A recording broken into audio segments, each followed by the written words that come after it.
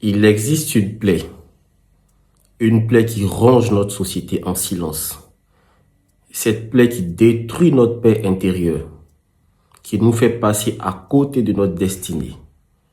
Cette plaie s'appelle la comparaison. À force de regarder la vie des autres, nous oublions de construire notre propre vie.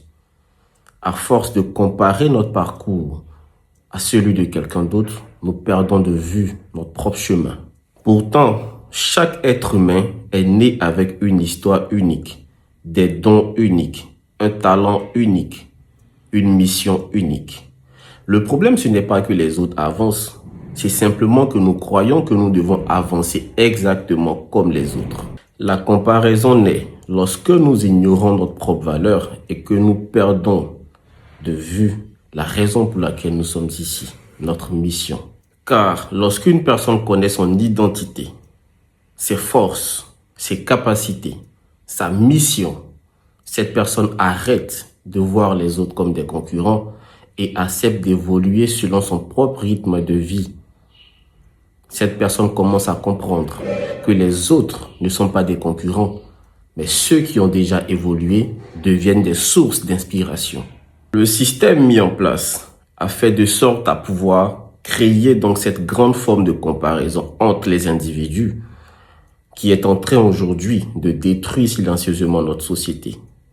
Chaque être humain a sa mission de vie, ses propres capacités, ses forces, ses faiblesses, ses interdits.